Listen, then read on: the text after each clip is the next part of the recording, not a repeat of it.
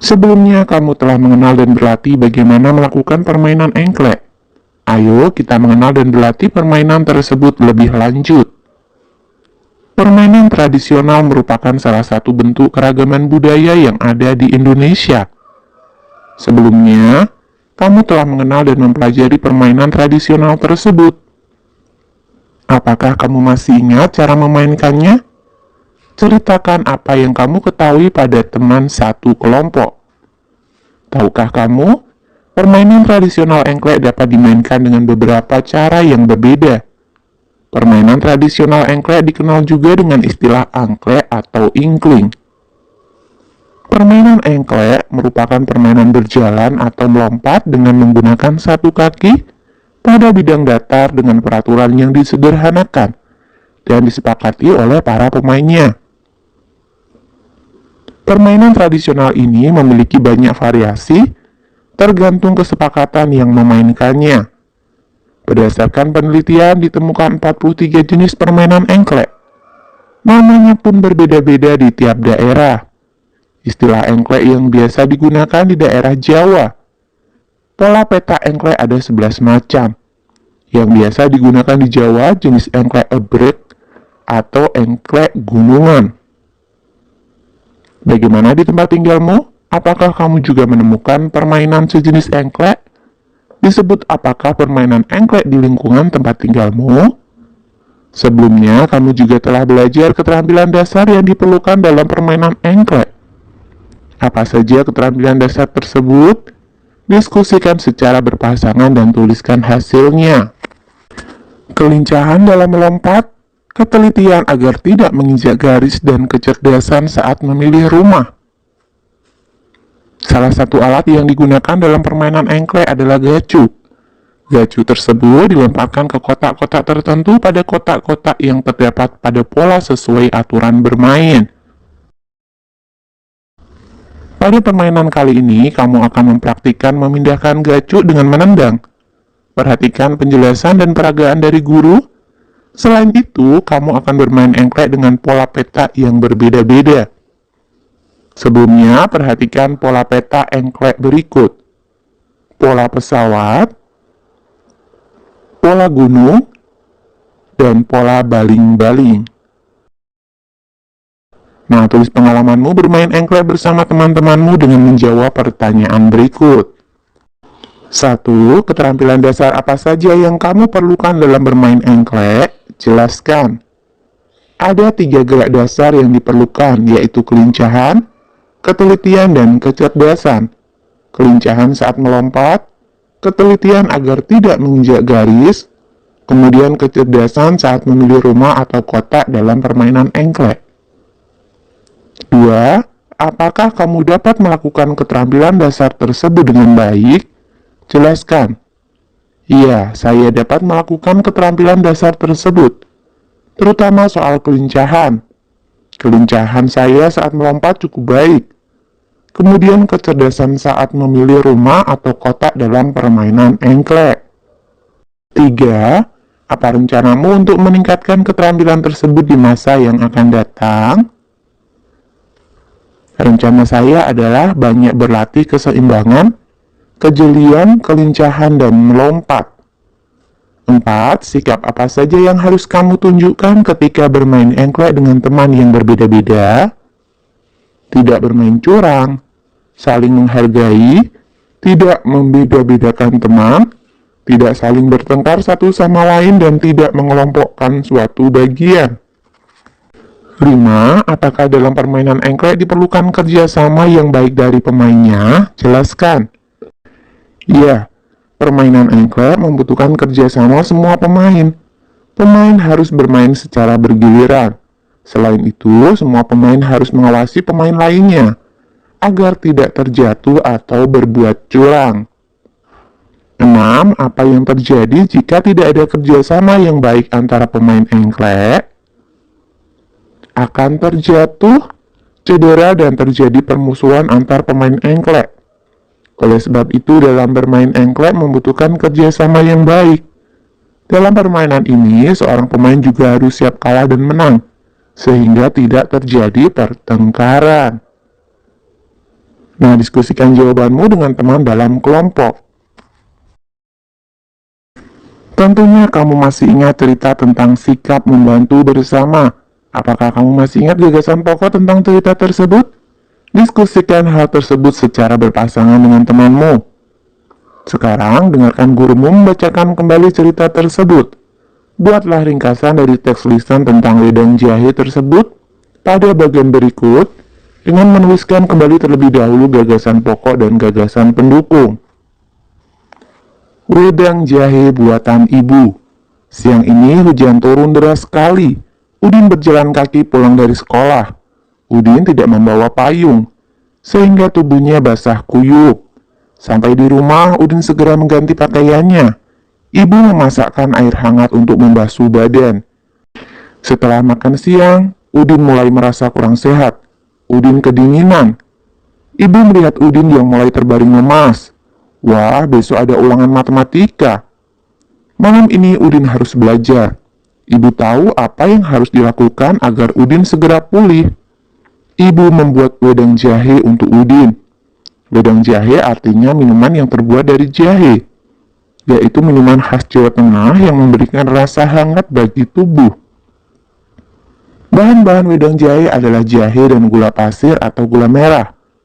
Bisa juga ditambahkan kayu manis dan serai untuk menambahkan rasa dan aroma. Semua bahan direbus hingga mendidih dan harum. Untuk meredakan gejala kurang sehat, wedang jahe sebaiknya diminum segera setelah mendidih. Ibu sering membuat wedang jahe untuk Udin dan keluarganya. Ketika ada acara di kampung pun, ibu selalu menyajikan wedang jahe buatannya. Tidak sampai 1 jam, wedang jahe buatan ibu sudah siap. Ibu membawakan segelas ke kamar Udin. Hangat. Rasa dingin dari tubuh Udin perlahan hilang. Malam itu Udin pun bisa melanjutkan belajar matematika untuk menghadapi ulangan besok. Minuman tradisional Indonesia memang mengagumkan, enak dan sehat bagi tubuh. Paragraf 1, gagasan pokoknya wedang jahe adalah minuman yang terbuat dari jahe khas Jawa Tengah yang memberikan rasa hangat bagi tubuh. Gagasan pendukungnya: 1. Udin kehujanan saat pulang dari sekolah. Ia kemudian merasa kurang sehat dan kedinginan. 2. Ibu membuatkan wedang jahe untuk Udin agar segera pulih. Paragraf 2, gagasan pokoknya: bahan-bahan wedang jahe adalah jahe dan gula pasir atau gula merah. Gagasan pendukungnya: 1. Bahan tambahan berupa kayu manis dan serai untuk menambahkan rasa dan aroma.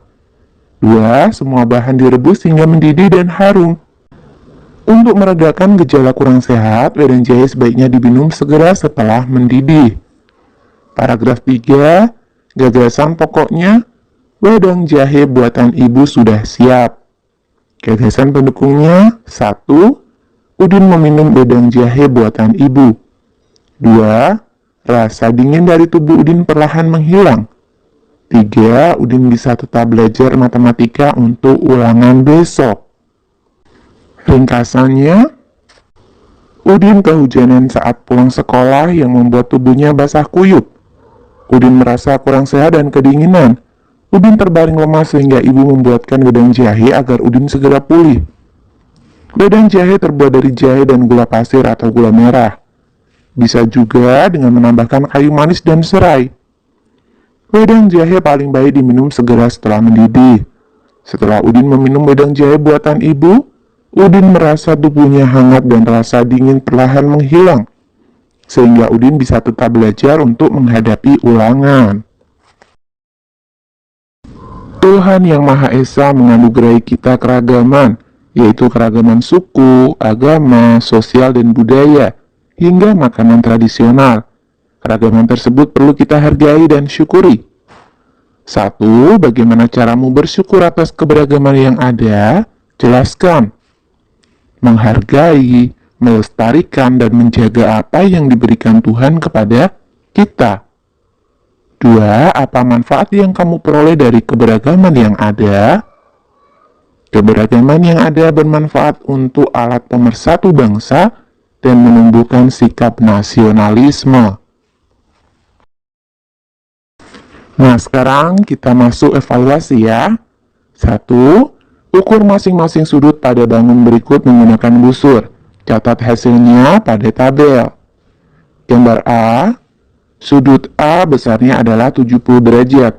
Sudut B besarnya 45 derajat dan sudut C 65 derajat. Gambar B,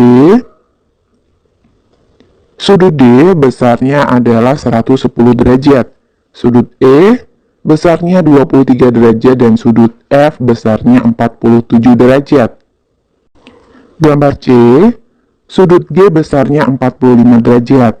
Sudut H besarnya 135 derajat. Sudut L besarnya adalah 45 derajat dan sudut K besarnya adalah 135 derajat.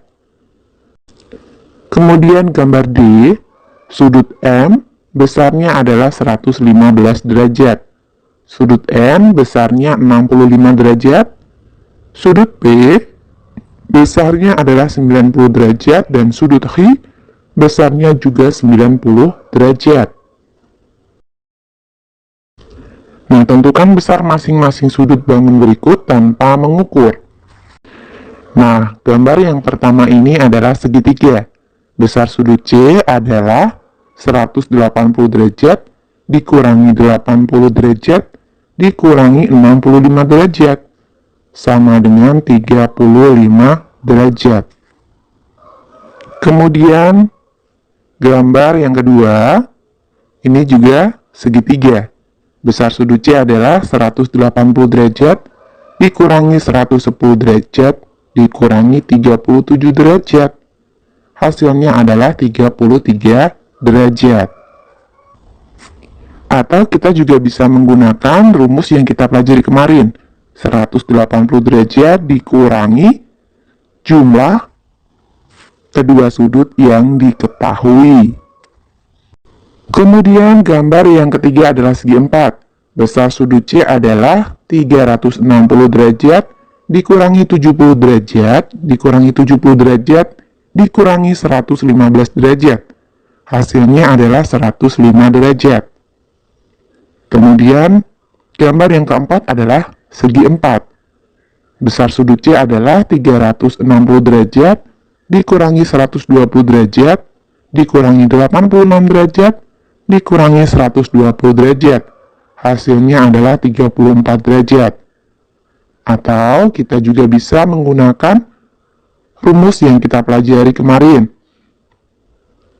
Untuk mencari besar sudut C pada segi 4, caranya adalah 360 derajat dikurangi jumlah ketiga sudut yang diketahui. 3. Tulislah 3 sifat bunyi yang kamu ketahui. 1. Bunyi merambat melalui benda padat, cair, dan gas. 2. Bunyi dapat dipantulkan. 3. Bunyi dapat diserap. 4. Jelaskan proses terjadinya bunyi. Bunyi berasal dari benda yang bergetar. Getaran dari suatu benda akan mengakibatkan udara di sekitarnya bergetar. Getaran tersebut menimbulkan gelombang bunyi di udara. Benda-benda yang bergetar akan menghasilkan bunyi. 5. Apakah yang dimaksud dengan bunyi pantul? Bagaimana proses terjadinya? Jelaskan. Bunyi pantul adalah bunyi yang terdengar kembali kepada sumber bunyi berasal. Bunyi pantul terjadi jika dalam perambatannya dihalangi oleh benda yang permukaannya keras, seperti kayu, kaca, dinding, atau besi. 6. Bagaimana caramu membuat ringkasan dengan baik berdasarkan teks lisan? Jelaskan. Mendengarkan teks dengan seksama, menuliskan gagasan pokok dan gagasan pendukung, mengetahui kesan umum dari teks, kemudian menuliskan kalimat baru berdasarkan kesan umum dan gagasan pokok. 7. Apa persamaan dan perbedaan dalam membuat ringkasan teks tertulis dan teks lisan? Jelaskan. Teks tertulis berarti kita harus membaca teks dengan seksama sekali atau 2 kali. Sedangkan untuk teks lisan, kita harus mendengarkan teks yang dibacakan dengan seksama. Persamaannya, menuliskan gagasan pokok dan gagasan pendukung, mengetahui kesan umum dari teks dan menuliskan kalimat baru berdasarkan kesan umum dan gagasan pokok. 8. Sebutkan contoh-contoh keberagaman yang telah kamu pelajari. Keberagaman suku bangsa seperti Jawa, Sunda, Minangkabau, Bali, Ambon, dan sebagainya. Keberagaman bahasa seperti bahasa Aceh, bahasa Betawi, bahasa Jawa, dan lain-lain. Keberagaman agama seperti Islam, Kristen, Katolik, Hindu, Buddha, Konghucu, dan lain-lain. 9. Apa sikap yang perlu kamu terapkan ketika bekerja sama dengan teman-teman yang berbeda? Jelaskan. Kita harus saling menghargai walaupun memiliki perbedaan. Selain itu, kita sebaiknya mementingkan kepentingan umum dan tidak memaksakan kehendak sehingga kekompakan dan persatuan tetap terjaga. 10. Bagaimana kamu mensyukuri keberagaman yang ada di sekitarmu? Kita dapat mensyukuri keberagaman dengan saling menghargai dan menjadikan perbedaan itu sebagai hal yang saling melengkapi dan pemersatu.